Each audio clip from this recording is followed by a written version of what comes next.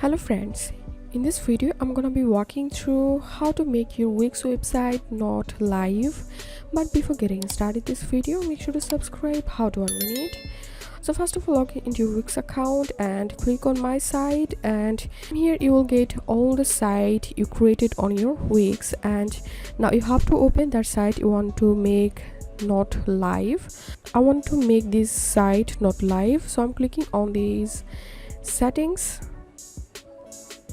and I'm clicking on website settings, and here you will find this option unpublish.